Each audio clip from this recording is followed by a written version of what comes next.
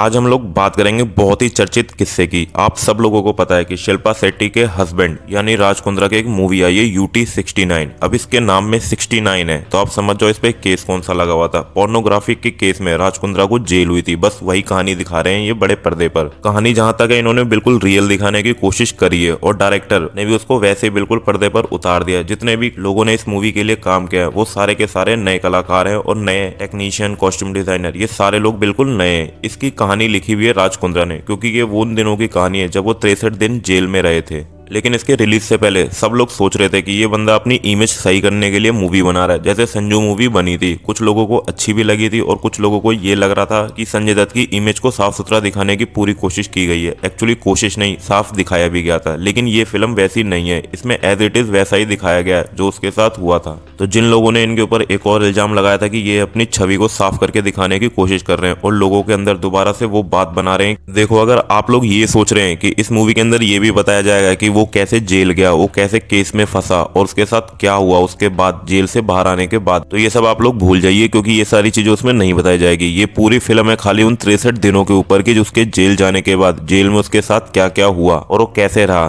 तो बस चलते हैं, आपको बताता हूँ थोड़ा सा इसके बारे में, बाकी आप खुद समझदार है और समझ भी जाएंगे। जैसा कि इसके अंदर बिल्कुल दिखाया भी गया था कि ये शुरुआत के दिनों में इस बंदे को वीआईपी बैरक में रखा गया था, लेकिन जैसे जैसे इसकी जमानत याचिकाएं खारिज होती गई वैसे वैसे इसको कैदियों के बैरक में शिफ्ट कर दिया। वहां पे 50 कैदियों की लिमिट होती थी, लेकिन उसको सजा नहीं हुई थी, फिर भी उसको उस बैरक में डाल दिया गया। तो कहानी बिल्कुल स्लो चलती रहती है। 4 से 5 दिन में राज कुंद्रा की जमानत की अर्जियां लगती रहती थी, लेकिन ऐसा नहीं होता था। और जैसे जैसे उनकी जमानत की याचिका खारिज होती रहती थी, उस बंदे की तड़प और बेचैनी बढ़ती रहती थी। तो एक ऐसा समय भी आ जाता है कि उसको उम्मीद भी छूट जाती है कि वो बाहर भी आ पाएगा या नहीं। बट ये मेन ऑब्जेक्टिव नहीं है। इसके अंदर कुछ ऐसी भी चीजें दिखाई गई है जो लोगों को सोचनी चाहिए, स्पेशली गवर्नमेंट को। उस समय के टाइम पे कुछ ऐसे कैदियों का भी वो दिखाया गया है, टाइम दिखाया गया है जो 4-5 साल से जेल में और जिनकी जमानत भी हो चुकी है, यानी कि उनकी सजा कम। अब इसके अंदर ऐसा टाइम भी दिखाया गया है जहाँ पे कैदी होते हैं जिनकी जमानत हो चुकी है, मतलब कि वो बाहर आ सकते हैं लेकिन 500 रुपए की फीस के साथ, और उनके पास वो पैसे नहीं होते। उनके घर वालों तक को नहीं पता कि वो बंदा छूट चुका है तो उसको बाहर ले आए। तो बस उस मुद्दे को इन्होंने थोड़ा दिखाया है, और जो